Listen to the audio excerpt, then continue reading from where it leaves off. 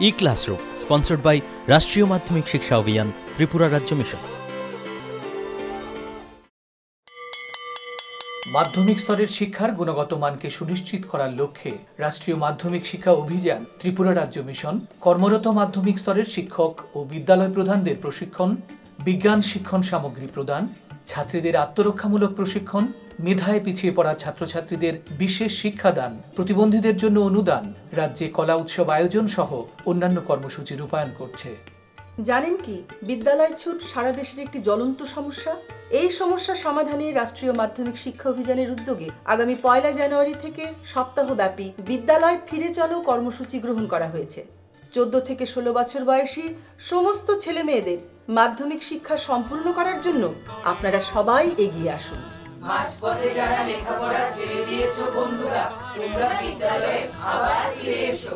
রাষ্ট্রীয় মাধ্যমিক শিক্ষা অভিযান।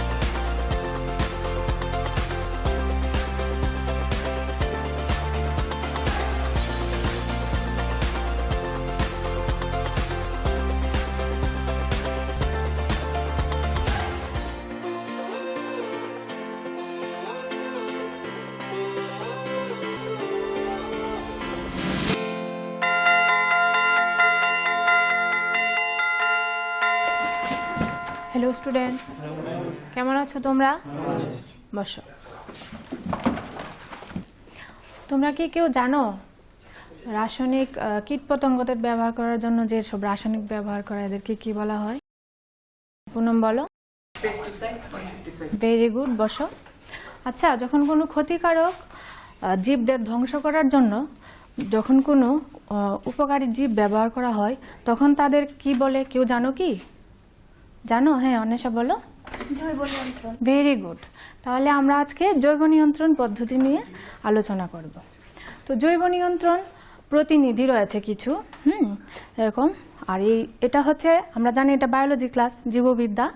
এটা আমরা মানব কল্যাণে অণুজীব ওই চ্যাপ্টারের এটা দ্বিতীয় ভাগ, ঠিক আছে? জৈব নিয়ন্ত্রণ প্রতিনিধি ওরা কি? সাধারণত আমরা যে রাসায়নিক পদার্থগুলি ব্যবহার করি সেগুলি ব্যবহারের ফলে উদ্ভিদের মধ্যে রাসায়নিক পদার্থগুলি সঞ্চিত হয় এবং মানুষের মধ্যে, তৃণভোজী প্রাণীদের মধ্যে বিভিন্ন রকম রোগের সৃষ্টি হয়।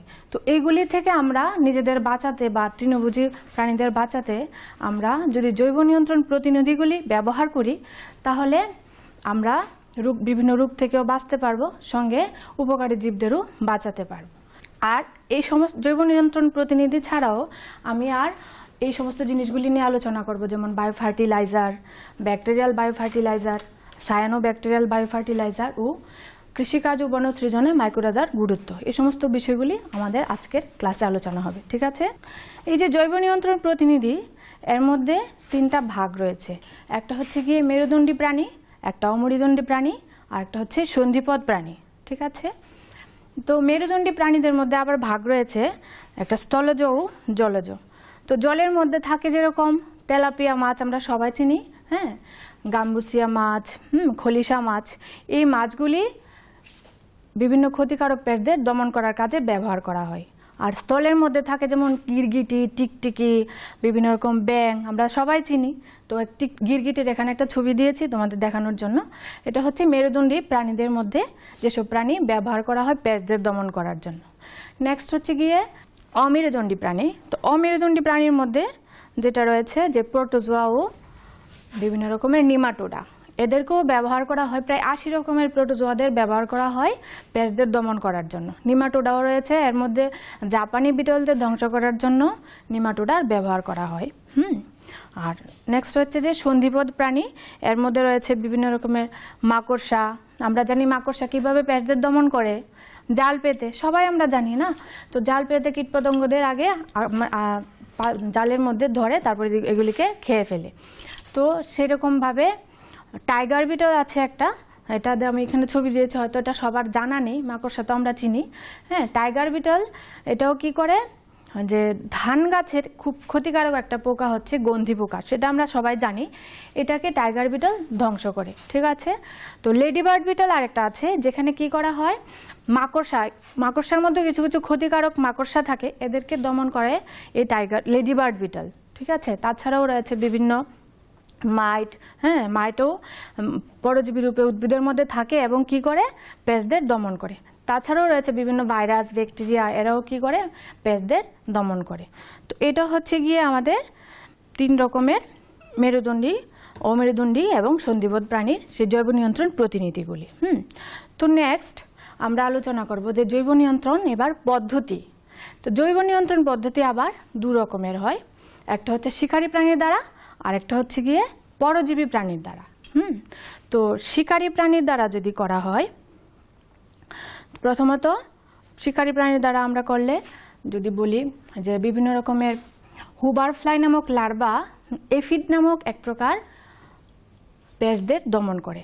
তাছাড়া দক্ষিণ ভারতে কৃষি ক্ষেত্রে ধানের জমিতে হাঁস ছেড়ে দেওয়া হয়, কারণ কি, এরা স্ট্রিপ্ট বাগ নামক একরকম পেস্টদের ধ্বংস করে। হ্যাঁ, আর হচ্ছে গিয়ে বিভিন্ন রকমের ইঁদুর, রোডেন্ট পেস্টদের দমন করার জন্য বিভিন্ন উপকারী প্রাণী যেরকমভাবে বিড়াল, সাপ, বেজি, এই সমস্ত প্রাণী ব্যবহার করা হয়।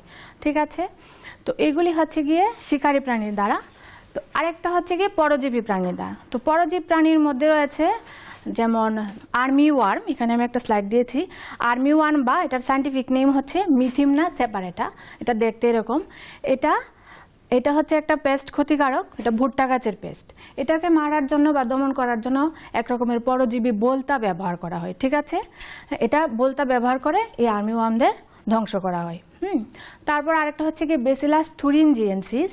হ্যাঁ, এটা কি করে, পতঙ্গদের মধ্যে বিটি টক্সিন নামক অ্যান্ডোটক্সিন সৃষ্টি করে এবং পতঙ্গদের মেরে ফেলে। ঠিক আছে, তাছাড়াও বিভিন্ন প্রোটোজোয়া, ভাইরাস, ব্যাকটেরিয়া এগুলি ব্যবহার করা হয়, পরজীবী ব্যবহার করে পেস্টদের দমন করা হয়। ঠিক আছে, তো আমরা আরও অন্যান্য পদ্ধতি রয়েছে, এর মধ্যে রয়েছে পুরুষ নির্বীজকরণ, আর একটা রয়েছে গিয়ে হরমোনের দ্বারা, আরও একটা রয়েছে যেমন ফেরোমন নামক উদ্বায়ী পদার্থ দ্বারা। এই যে পুরুষ নির্বীজকরণ, এখানে কি করা হয়, পুরুষ পতঙ্গদের বা পেস্টদের কি করা হয়, রেডিয়েশন বা অন্য বিভিন্ন রকম পদ্ধতি দিয়ে এদের নির্বীজ করা হয়, এবং ওরা যখন স্ত্রী পতঙ্গের সাথে মিলিত হয় তখন ওদের থেকে যে ডিমটা আসে সেটা নিষ্ফলা হয়। এর দ্বারা কি হয়, পেস্টদের আমরা পপুলেশন কমিয়ে নিতে পারি। তো দ্বিতীয় হচ্ছে গিয়ে যেটা বললাম, হরমোনের দ্বারা। জুভেনাইল ও মোল্টিং হরমোন ব্যবহার করে আমরা পেস্টদের দমন করতে পারি। তবে এক্ষেত্রে মনে রাখতে হবে যে পেস্ট যদি পতঙ্গ হয় তবেই আমরা এই হরমোনগুলি ব্যবহার করতে পারবো। ঠিক আছে, আরেকটা হচ্ছে গিয়ে যেটা বললাম ফেরোমনের দ্বারা। ফেরোমনের ব্যবহার, যে অনেক পতঙ্গ থাকে, এর মধ্যে স্ত্রী পতঙ্গরা কি করে, যে ফেরোমন নামক এক প্রকার উদ্বায়ী পদার্থ ছাড়ে, যার ফলে পুরুষ পতঙ্গরা আকৃষ্ট হয় এবং এক জায়গায় এসে জমা হয়। তো এই ফেরোমন যদি প্রয়োগ করা হয় তাহলে আমরা এই পতঙ্গদের জাল পেতে এক জায়গায় বন্দি করে নিতে পারবো। ঠিক আছে, তো এগুলি হচ্ছে গিয়ে আমাদের পরজীবীর ব্যবহার দ্বারা কিভাবে পেস্ট দমন করা যায়। ঠিক আছে, তো নেক্সট বিষয় হচ্ছে আমাদের জৈব সার। যে জৈব সার জিনিসটা কি যদি বলা হয়, জীবজাত পদার্থ বা সজীব পদার্থ থেকে যে সার তৈরি করা হয় এটাকেই আমরা জৈব সার বলি। ঠিক আছে, যদি বলি যে লিখে ফেলো তোমরা,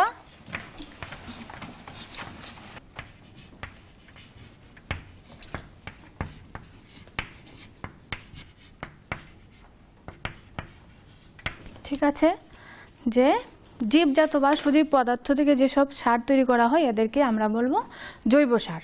হ্যাঁ, তো জৈব সারের মধ্যে আবার 2টো ভাগ রয়েছে, একটা হচ্ছে ম্যানিউর আর একটা হচ্ছে জীব সার। তো এবার যদি ম্যানিউর বলি, যে ম্যানিউর জিনিসটা কি, ম্যানিউর হচ্ছে যে পচা পরিত্যক্ত পদার্থ, শাকসবজির খোসা, বিভিন্ন রকম শুকনো পাতা লতা এগুলি পচিয়ে একসঙ্গে রেখে যখন সার বানানো হয় এটা কি বলা হয়, ম্যানিউর। তো ম্যানিউরের মধ্যে আবার ভাগ রয়েছে 3টে, যেমন একটা হচ্ছে গোলাবাড়ির উঠানজাত সার, একটা হচ্ছে মিশ্র সার, আর একটা হচ্ছে সবুজ সার। এখানে যদি গোলাবাড়ির উঠানজাত সার বলি, তো গোলাবাড়ি হয়তো তোমরা বলবে যে গোলাবাড়ি জিনিসটা কি। হ্যাঁ, তো গোলাবাড়ি হলো গিয়ে ফার্ম হাউস, এটা তো আমরা সবাই জানি না, যেখানে বিভিন্ন ধরনের জমিতে ফসল ফলানো হয়, সঙ্গে বিভিন্ন রকম পশু পাখি পালন করা হয়, ঠিক আছে। তো ওইখানের যে আংশিক পচনপ্রাপ্ত মল পশু পাখিদের সঙ্গে বর্জ্য পদার্থ এগুলি মিলিয়ে অনেক দিন রেখে দিয়ে মানে এগুলি পচতে দেওয়া হয়, এবং এগুলি প্রায় পচার পর মানে যতক্ষণ না অবধি কালো কালচে বর্ণের দানায় পরিণত হয় ততদিন অবধি এগুলিকে পচতে দেওয়া হয়, তারপরে এগুলি সার হিসাবে ব্যবহার করা হয়, ঠিক আছে।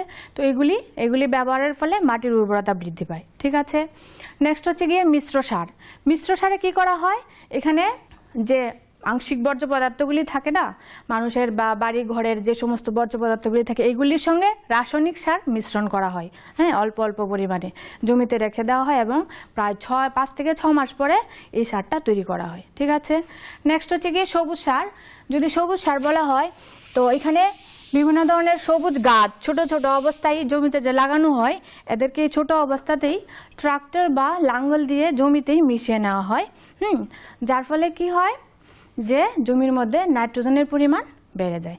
এখানে একটা উদাহরণ যদি আমরা বলি যে যে সমস্ত সবুজ গাছ ব্যবহার করা হয় বা জমিতে লাগানো হয় এগুলির মধ্যে যেমন বন অতসী, আমরা সবাই চিনি তো, চিনিনি বন অতসী, অতসী গাছ চিনি তো, অতসীরই আরেকটা যেটা বন্য হয় এটাকে আমরা বন অতসী বলি, এটার বৈজ্ঞানিক নাম হচ্ছে গিয়ে ক্রোটালারিয়া, লিখে ফেলো তোমরা।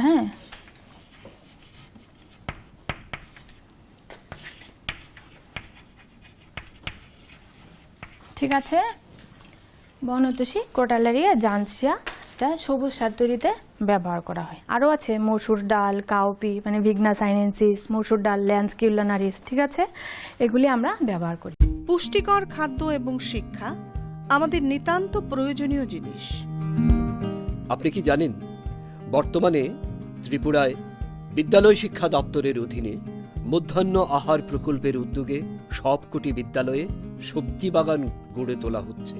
ছাত্রছাত্রীদের পুষ্টিকর খাদ্য প্রদান করার লক্ষ্যে সেই বাগানে উৎপাদিত সার এবং কীটনাশকবিহীন সবজি প্রথম থেকে অষ্টম শ্রেণীর শিক্ষার্থীদের মিড ডে মিলে ব্যবহার করা হয়।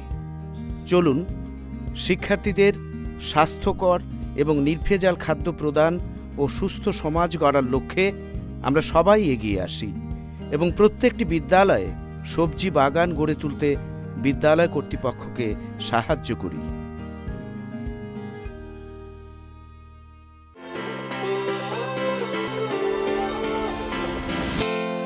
নেক্সট হচ্ছে কি এবার জীবসার।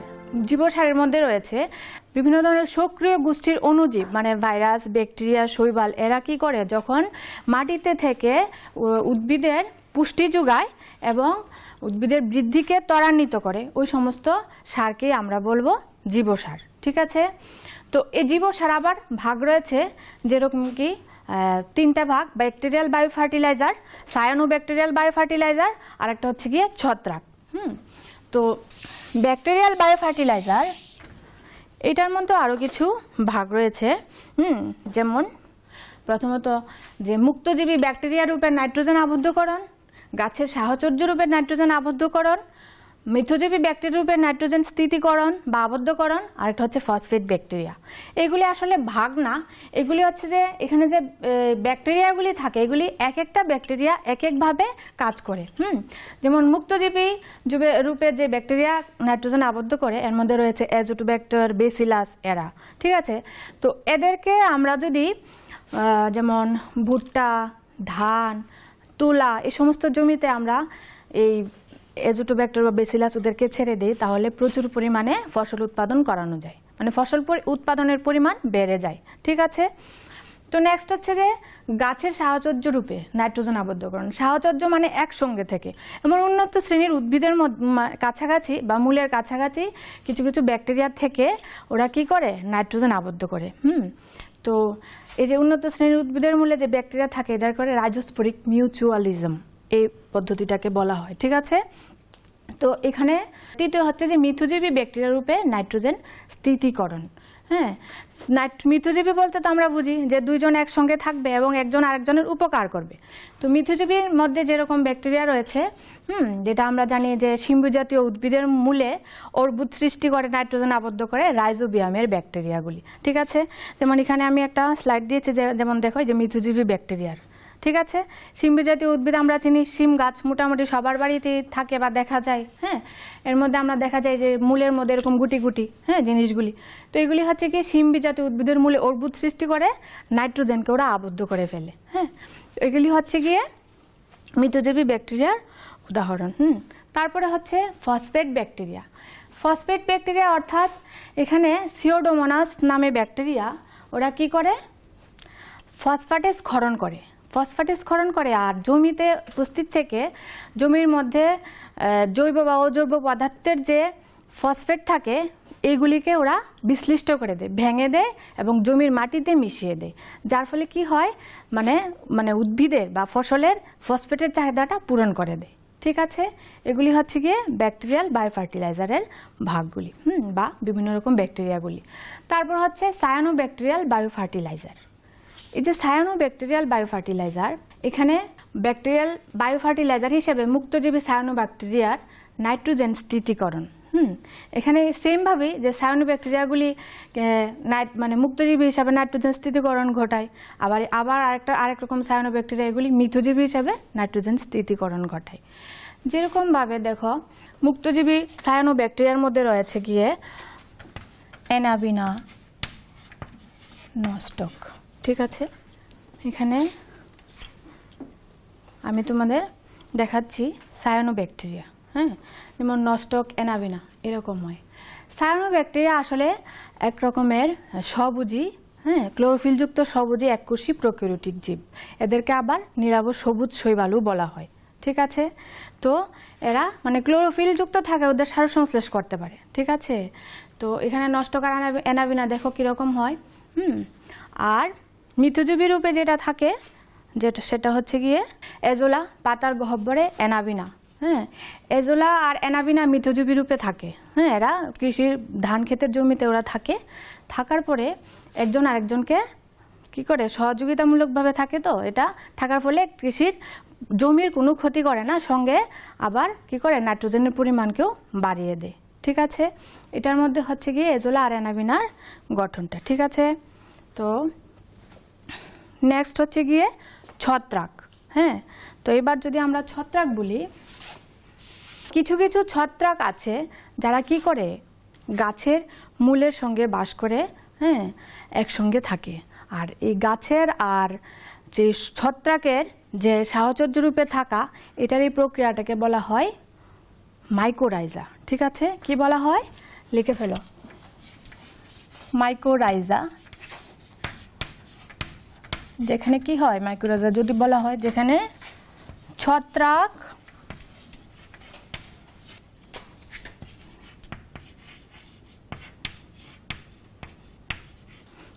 ও গাছের সাহচর্যকে মাইকোরাইজা বলে। তো এই মাইকোরাইজা আবার দু রকমের হয়, একটা হচ্ছে কি একটোমাইকোরাইজা আর একটা হচ্ছে এন্ডোমাইকোরাইজা। একটো অর্থাৎ বহি মাইকোরাইজা আর এন্ডো মানে অন্ত মাইকোরাইজা। একটোমাইকোরাইজাতে কি হয় যে ছত্রাকের মাইসেলিয়ামগুলি গাছের শেকড়কে উপর থেকে ঢেকে ফেলে, ফলে কি হয় যে গাছের যে শেকড় থেকে মাইসেলিয়ামগুলি বের হয় এটা মূলের কর্টেক্সে ও গাছের কর্টেক্সে ও মাটির মধ্যে ছড়িয়ে পড়ে, যার ফলে কি হয় প্রচুর পরিমাণে গাছ জল ও খনিজ লবণ শোষণ করতে পারে। ঠিক আছে, তারপর হচ্ছে গিয়ে এন্ডোমাইকোরাইজা। এখানে কি হয়, এখানে ম্যান্টাল গঠিত হয় না বা ওইটা ভিতর দিকে ছড়িয়ে পড়ে না, এটা কি হয় জালের মতো বিস্তৃত হয়। ঠিক আছে, এখানে ছত্রাকের হাইফিগুলি কিছু কর্টেক্সের মধ্যে ও কিছু মাটির মধ্যে ছড়িয়ে পড়ে। তাছাড়াও কোনো কোনো হাইফি আবার কি করে, ছত্রাকের হাইফিগুলি কোষের মধ্যে ঢুকে পড়ে এবং গহ্বর সৃষ্টি করে। তো এটাকে আবার বলা হয় ভ্যাম, VAM ক্যাপিটালে, ভেসিকুলার আরবাস্কিউলার মাইকোরাইজা। ঠিক আছে, এটা লিখে ফেলো।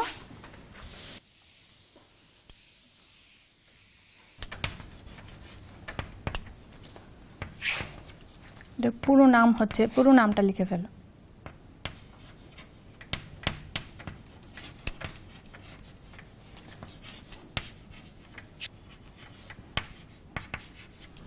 ঠিক আছে, যদি বলা হয় ভেমের পুরো নাম কি, ঠিক আছে। তাছাড়া এন্ডোমাইকোরাইজা দেখা যায় পাইন গাছের মধ্যে, ঠিক আছে, পাইন গাছের মূলে এন্ডোমাইকোরাইজা দেখা যায়। তো এবার আমরা মাইকোরাইজা নিয়ে পড়লাম। এবার যদি আমরা যে নাইট্রোজেন সংবন্ধনকারী অণুজীবের উদাহরণ যদি বলি আমরা ব্যাকটেরিয়াগুলি, এগুলি একসঙ্গে মনে রাখা আমাদের পক্ষে সম্ভব পড়ে উঠবে না। তার জন্য আমরা এটাকে একটা চার্টের মতো যদি করি তাহলে এগুলি মনে থাকবে, ঠিক আছে। তো প্রথমত নাইট্রোজেন সংবন্ধনকারী অণুজীবের উদাহরণগুলি আমরা দুটো ভাগে ভাগ করব, ঠিক আছে। একটা হবে স্বাধীনজীবী আর একটা হবে মিথুজীবী। মিথুজীবীর মধ্যে সেরকম কোনো ভাগ নেই, তবে এটার মধ্যে বিভিন্ন রকম যে গাছগুলি থাকে, এটা সাধারণত ডাল জাতীয় গাছগুলি বেশি ব্যবহার করা হয়। আর এর মধ্যে কোন ব্যাকটেরিয়াগুলি কাজ করে, ঠিক আছে। তো প্রথমত স্বাধীনজীবীর মধ্যে আমরা দুটো ভাগে ভাগ করব, একটা হচ্ছে সায়ানোব্যাকটেরিয়া আর একটা হচ্ছে ব্যাকটেরিয়া। সায়ানোব্যাকটেরিয়ার মধ্যে যদি নাম বলা হয়, কে বলবে সায়ানোব্যাকটেরিয়ার নাম? কেউ বলতে পারবে কি? কোনো সবুজ বল, হ্যাঁ দাঁড়াও সরজি, ভেরি গুড, নস্টক, অ্যানাবিনা, অ্যানাবিনাও আছে, বসো। তো সায়ানোব্যাকটেরিয়ার যদি উদাহরণ বলা হয় তাহলে আমরা বলবো নস্টক বা অ্যানাবিনা। তারপর হচ্ছে ব্যাকটেরিয়া। ব্যাকটেরিয়াকে আবার আমরা দুটো ভাগে ভাগ করব, একটা হচ্ছে বায়ুজীবী আর একটা অবায়ুজীবী। আমি এখানে বানিয়ে দিচ্ছি চারটা।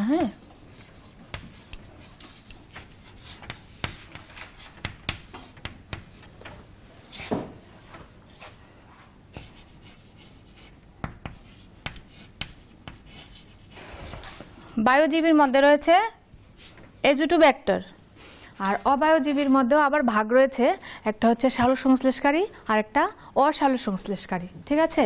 তো এটা এখানে জায়গা হবে না, আমি একটু মুছে ফেলছি।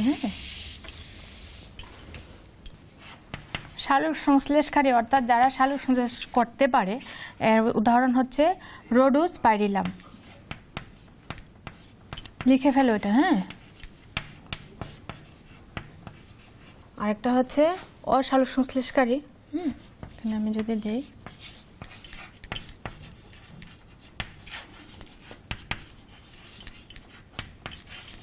এটার উদাহরণ হবে ক্লস্ট্রিডিয়াম। উপরে লিখবো, দেখতে পাচ্ছ না তোমরা? উপরে লিখে ফেলি। আমি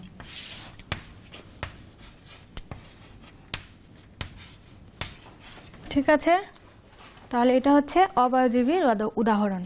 আর মিথুজীবীর মধ্যে যেমন মটর যদি বলি, তাহলে মটর, এটার বৈজ্ঞানিক নাম হচ্ছে পাইজাম স্যাটাইভাম, আর সেই ব্যাকটেরিয়ার নাম হচ্ছে গিয়ে রাইজোবিয়াম লিগুমিনোসেরাম।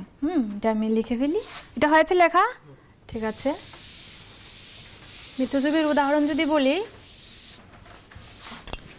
মটর,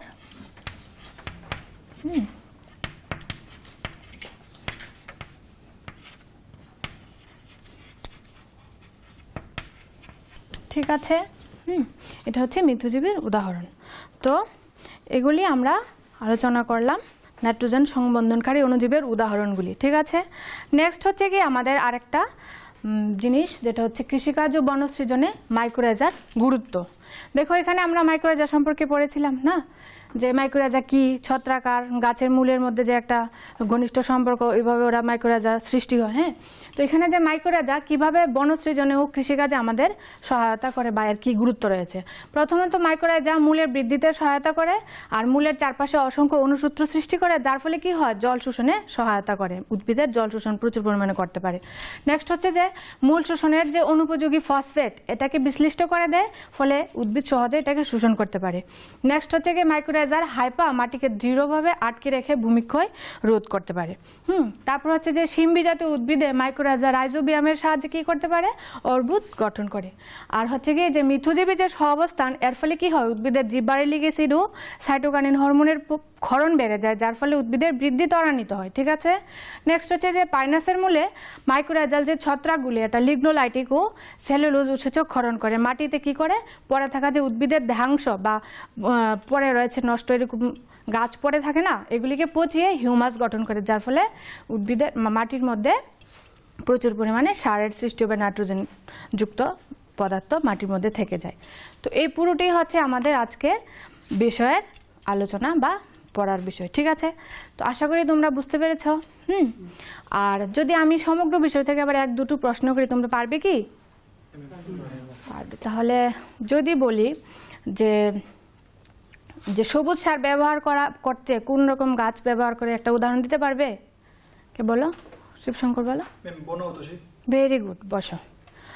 আর ভুট্টা, তুলা, শস্য খেতে কি কোন ব্যাকটেরিয়া ব্যবহার করে এদের শস্যের উৎপাদন বাড়ানো যায়? কে বলতে পারবে? হ্যাঁ, স্নেহা বলো। ভেরি গুড, বসো। তাহলে আজকে এতটুকুই। আমাদের আজকের ক্লাস হয়তো তোমাদের ভালো লেগেছে, পরে হয়তো নেক্সট ক্লাসে দেখা হবে। Thank you. Thank you.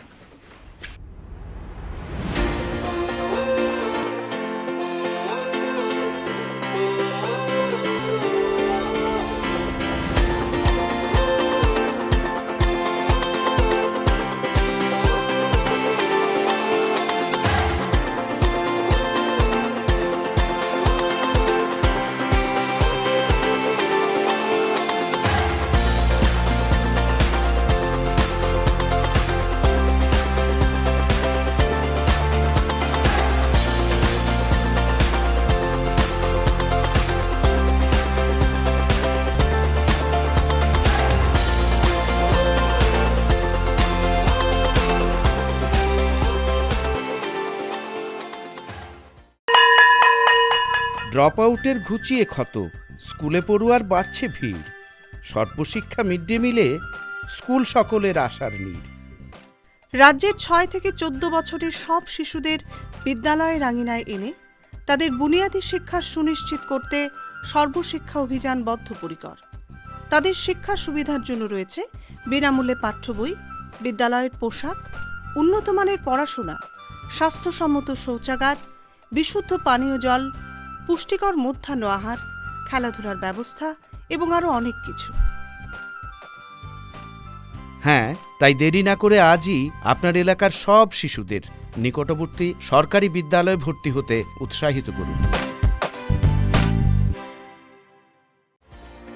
E-Classroom was sponsored by রাষ্ট্রীয় মাধ্যমিক শিক্ষা অভিযান, ত্রিপুরা রাজ্য মিশন।